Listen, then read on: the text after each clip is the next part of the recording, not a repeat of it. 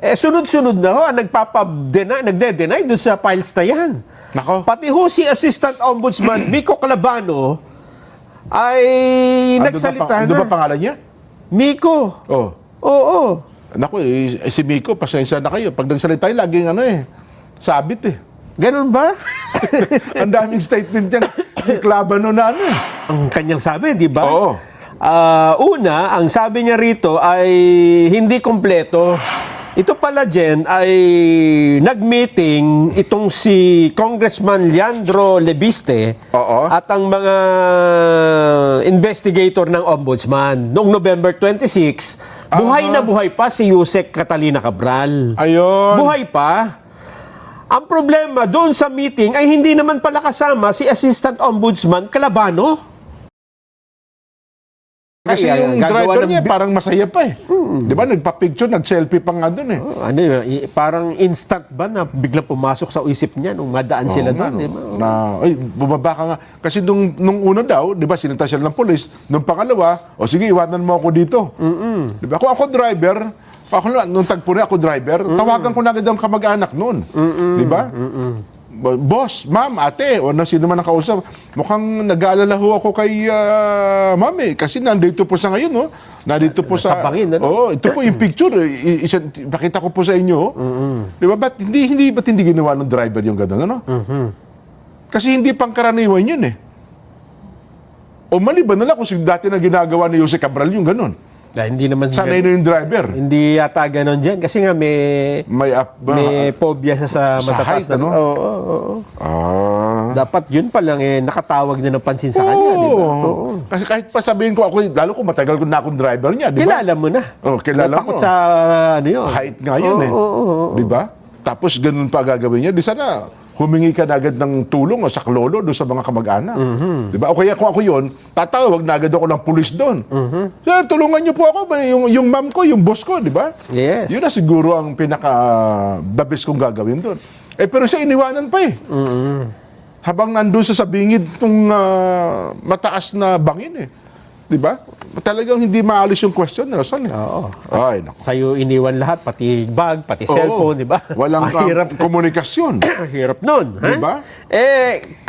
Kung gaano kadami po ang alinlangan at duda dyan sa pagkamatay ni Jose Cabral, ganun din po sa iniwan niyang mga files.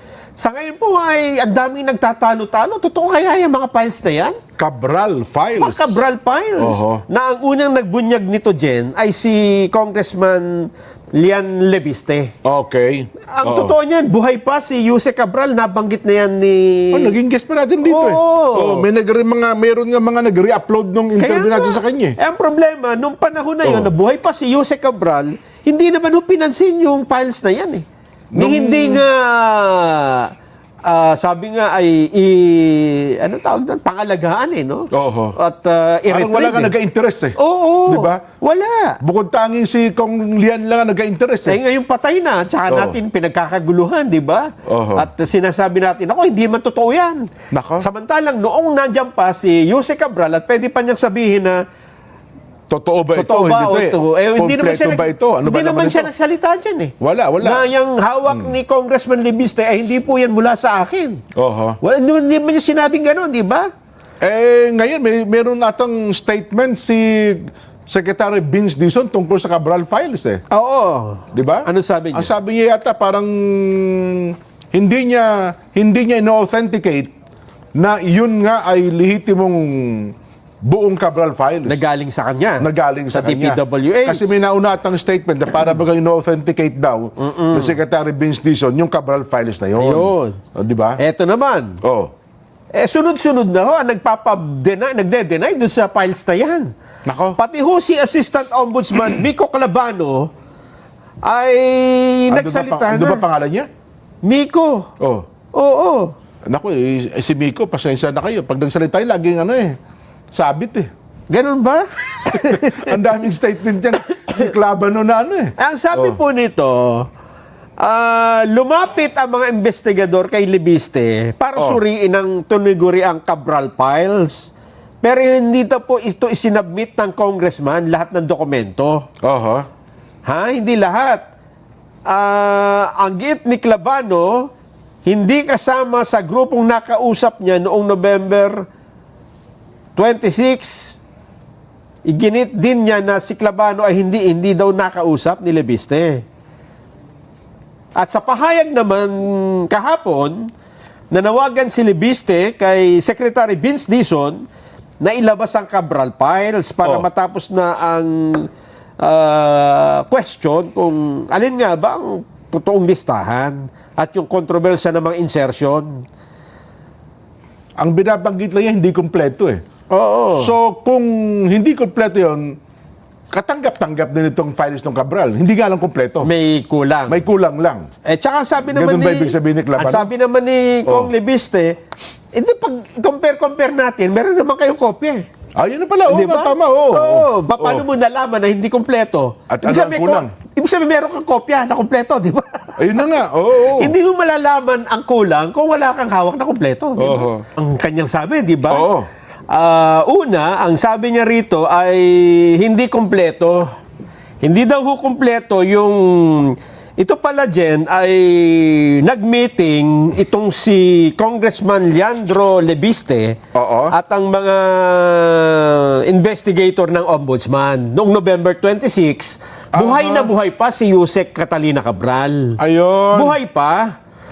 Ang problema doon sa meeting ay hindi naman pala kasama si Assistant Ombudsman Clavano.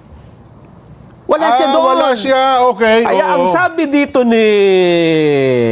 Sinagot niya isa-isa, ha? Oo. May pahayag po na sumunod si Ang sabagot dyan, si Kong Lian Lebiste Kong na. Lebiste. Okay. Oo. Ang sabi niya, paano mo malalaman kung kulang? Wala ka naman doon. Oo nga. Diba? Doon sa meeting nila. Oo, ang mas maganda na magsabing kulang yan ay yung mga nakakita ng dokumento. Ayun. Yan. Yung kapulong niya noong November. Oo. Okay. Pangalawa, sinabi pa niya na ang isinabit niya ay una, DPWH budget summary. Pangalawa, full, buo, Excel spreadsheet of the 2025 National Expenditure Program. Oho. Sinabihan pa daw ni Lebiste yung mga investigador na tingnan nyo lahat. Tingnan nyo lahat ng kopya. Oo nga. Kaya lang mukha daw hindi interesado yung mga investigador ng ombudsman nung pagkakataon na yun. That time, At ang kanilang focus lang ay yung binabanggit niya na kay Congressman Garjola. Yun lang yung tinitingnan nila, yung sinisiyasat. Dahil siyempre, merong aligasyon siya tungkol sa... Kay Garjola, no? Garjola, nakakuha doon ng pinakamalaking pamimili ng project. Kaya nga, kaya noong pinag-uusapan daw ito, ay yun lang yung main focus ng mga investigador. Hindi naman pinag-usapan ang buong dokumento. Eto pa, ang sabi ni... Tunglian. Ang sabi ni Clavano kanina, di ba? Oo. Dapat daw ay yun daw kasing soft copy, pwedeng mabago yan ma-alter Pwedeng mabura. Kaya nga rin papadaan na sa forensic investigation. Pwede mapalitan. Oo. Ang hamon ni Lebiste ito. Kung kayo po ay duda sa kopya ko, ba't hindi natin pagparis-parisin? Oo nga. Hindi natin, ito ang sabi niya, comparison. Merong kopya nito si Senator Lacson, Senate Blue Ribbon Committee Chairman. Okay. May kopya. Yung sa DPWH, meron. Yung binigay sa Ombudsman, meron din. Pagkukumparahin natin. Compare tayo ng notes. Tingnan natin kung sino yung nagbago. Sino yung sino nag-iba? Ayun. Alin ang mas authentic, di ba? Ayun ang sabi niya. Oo. Kaya naninindigan siya si Kong Lebiste na kumpleto yung hawak niya. Ito yung galing mismo kay Yusek Cabral. At kung ano man yung kine-question dito, compare notes tayo. At saka sinasabi pa ni Clavano kayo na meron naman anya din nakalista na hindi naman anya na-implement. Parang hindi ata na isa katuparan daw. Wala naman sinasabing ganun. Basta ito listahan, di ba? Yun na nga. Hindi naman, tama naman. Hindi naman niya sineclaim na lahat ng insertion mai-implement anomalya na agad. sa katuparan. Saka anomalya agad, di ba? Oo. hindi common nandun sa listahan, corruption ka agad. Totoo. Wala naman nagke-claim ng ganon. Kaya nga ako'y kanta ka eh. Di ba? Doon sa, defensive lagi sila eh. Tsaka bakit? Ba't kailangan mong sagutin ng ganon, di ba? Ano ba ang...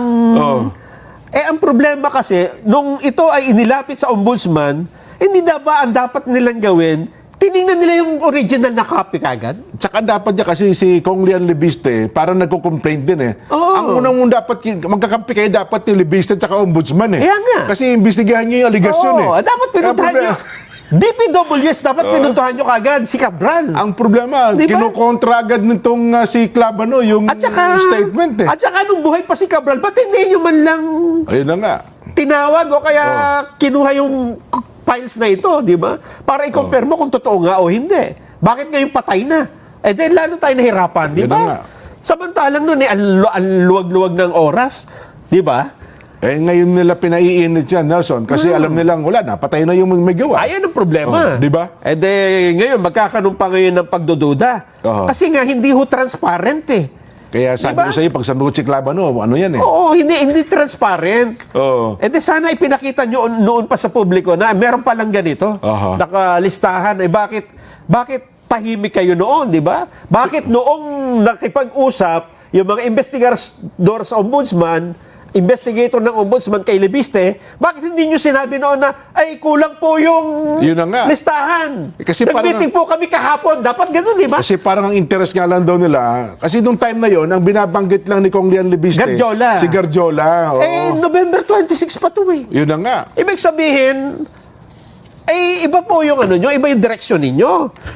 Eto, Jen. Eto Naka. pa ang nabunyag. Ito naman, hindi si Kong Libiste ito. Doon sa, may iba pa to. Oo, pero Cabral Files pa rin. Part pa rin ng Cabral Oo, Files. ito naman ni Senador Panfilo Lacson.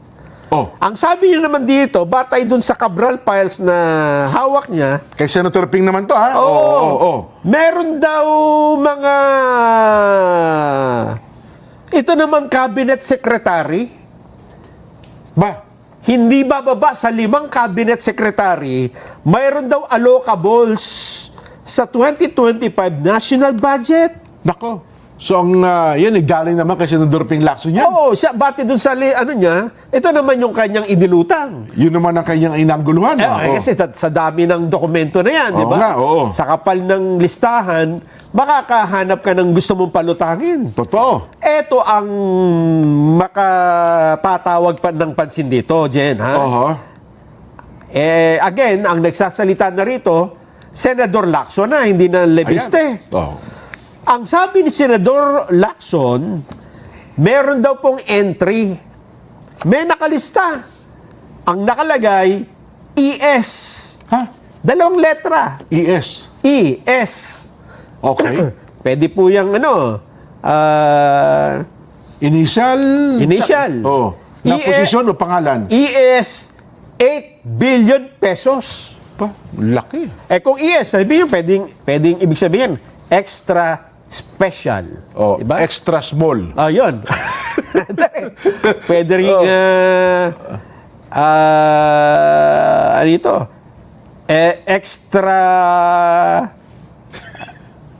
Oh. kung ano man, basta 8 billion. Ganon? Pero itong problema, may binigay siyang ibig sabihin ng ES. Para wag na daw tayo manghula. Wag na tayo manghula. Okay. Ayon kay Senador Ping, sino daw yan? Tumutukoy kay dating Executive Secretary Lucas Bersamin. Nako. Wow. Mainit ang ulo ni ano yan. Nagtataka pa daw siya, si Senador Lacson. Bakit kaya may Executive Secretary dito? Dapat ito, mga mambabatas. Totoo. Di ba yung nagkakaroon ng insertion? Ayan ang problema. Kayo na ata, umaga, nanonood ako doon sa balita, parang mariing pinabulaanan ata ni Esber Sabin yan eh. Meron ba sa statement, dyan sa kinuha natin, wala? Meron. Ayan. Pero tingnan Sige, muna natin. oo. Pakita na ba natin yung statement ni Senador Lacson? Sige nga. Ang tagal ha? Nasaan na? Yung Sige. eksaktong sinabi ni Lacson para maintindihan natin. Oh. Parang kulang sa bonus tong mga tao natin. Kabibigay ko lang dyan ng Kanina pa dinidiscuss. tag 50. Dapat lumitaw na kanina 50 pesos binigyan ko. Oo. Asa na? Oh. Oh. Bapiring. Tuloy mo na lang daw yan. Oh. Kaysa naman ikaw, babasahin ko na lang. kaysa naman ikaw ang mitang ulo. Umiinit kayo ulo. Sige. At least 5. Tapos may undersecretaries. Ba, may Yusek pa. Nagulat din ako. Isang nakalagay doon, ES 8 billion pesos. Ako. Oh. Paano magkaroon ng allocables ang ES? Kay Sec Bonoan, nakita ko ang kanyang allocables, isang 5 billion pesos. Oh. Tapos may batches, 1 to 3. Nagkakahalaga ng 25.5B, 10B, 8B, Oh, at 7.5B. Ang lalaki. Umabot na siya ng 30.5 billion. Anong karapatan niyang magkaroon ng allocables? Oho. Tapos meron ding cabinet secretaries na meron ding tig 2 billion pesos. Ako. Oh, tindi. Bakit? Oh, yan ang kanyang Mga statement. cabinet secretary yan, ha? Oo. O, so, paano ngayon yan? Senador Lacson na ang nagsasalita niyan. Oo nga. Oh. Oo. Yari tayo dyan. Ano naman ang sagot ni E.S. Bersamin, Nelson? Teka, ginagawa pa dyan. Ginagawa pa. Tinulungan na tayo. Alam mo kung sino tumulong sa atin? Sino? Binadala sa akin eh. Nahihiyaman po ako sabihin, ang tumulong na sa atin, Nelson, ay ang ka Arnel Berceles. Siya ba? Jen, ito na. Parang umita. Pawag na Jen, minute tulungan ulo mo na natin. kayo, ha? Ito ang statement ni Executive Secretary Bersamin. Okay. Okay. Salamat po, ka Arnel. Ito, babasahin natin, Nelson, ha? I am aghast. Sinasabi Ayan ko. kita yung galing. Meron yan eh. Oo. Ano sabi ni Secretary Bersamin na agasan na? Mamaya, alamin na. Pina-research ko yan eh. Pina-research ko kasi baka magtalo-talo na naman tayo. Eh. Sige, ano sabi ni Lucas? I am aghast and outraged at the insinuation that the tag ES found in the so-called Cabral files pertained to me. Yun. Pertained to me as the then Executive Secretary to whom was allocated 8.3 billion pesos worth of DPWH projects under GAA 2025. He said in a statement, ayan, yun nga po sa pahayag ng Executive Secretary Bersamin. Ito pa, may karugtong pa yan eh. Meron pa ba? Ayan, yan. Oh. I emphatically state Oh. that I did not ever request, endorse, Nako. approve, or authorize any DPWH project or budget allocation at any stage of the budget process. Oh. I also deny having instructed anyone, Yan. whether inside or outside of the government, Nako. to use my name Nako. or that of my former office or any such purpose. Nako. Ano ba yung, ito yung pinatingnan ko dyan. Oh. Ano bang ibig sabihin ng aghast? Kasi nga, malimit marinig yan eh, no? Oh, parang reaction siya. Aghast. Parang I am aghast. Pero parang tama ka eh. naaghast. Sumakit ang tiyan ko eh. Sumakit ang puson ko na. Ano? Patingan ng agas. Agas. Oo. Asan? Wala ba yung agas natin? Ginagawa pa rin. Oo. Talaga naman. Oh. Mantakin mo, si E.S. Bersamin na nagsabi niyan. Naagasan siya. Naku po. Oo. Matindi kasi naging paratang. Tsaka hindi kung sino-sino na nagparatang. Nelson, ha? Mismong si Senator Pampilo Ping Lacson na nagsabi na yung ES daw yun na tumutukoy kay Executive Secretary Lucas Bersamin. Ang ibig pala yung sabihin ng agas, Jen. Oo. Filled with horror or shock. Oo. Ha? Horror, parang ano, anong bang tawag doon? Nagulat yung nagulantang. Sige, pati natin, nandyan eh. Oh, meron yan eh. Tingnan natin yung aghast. Oo. Hindi, tapos na yung kay Lacson eh. Yung kay aghast na. Ibig sabihin parang... Ito, nagsinulitang ka, Arnel. Ay, sasabi. Yan na lang. In Tagalog. Ay, maganda.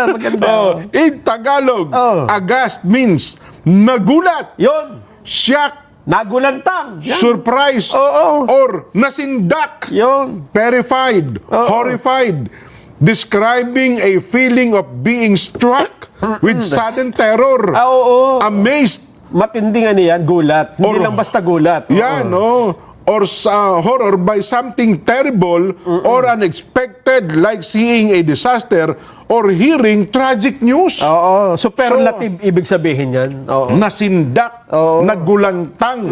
Ito pong si Executive Secretary Lucas Bersamin. Sa pinakamataas na antas ng Oo. pagkakagulat yan. Oo. Nako. Hindi basta gulat lang. Eh ako, ang payo ko po Ikaw ba, Jen, paano ka ba magulat? Ay!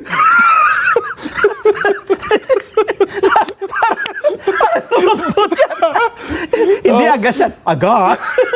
Agas! Ay, gosh! At saka high pitch, high pitch. Ay, gosh! Gosh! Yung pala yun, ano? Disgrasya. Talaga. Oo.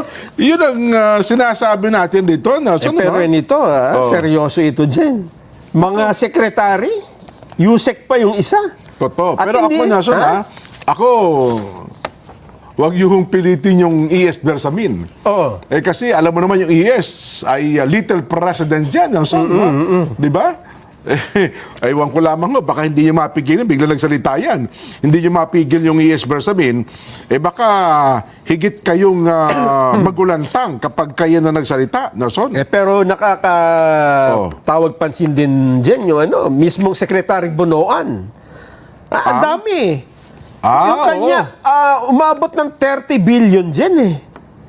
30 billion. Kasi ano mo, minsan, Nelson, meron sariling well, in fairness, yung DPW Secretary, meron din siyang discretion sa mga projects na ganyan. Naman, no? Di ba? Oo. Oo. Ikaw ang kalihim eh. Lalo nung po yung budget na antag doon, yung hindi pa nagagastos, di ba? Ang program. Ang program na yan, Oo. mayroong diskresyon ng isang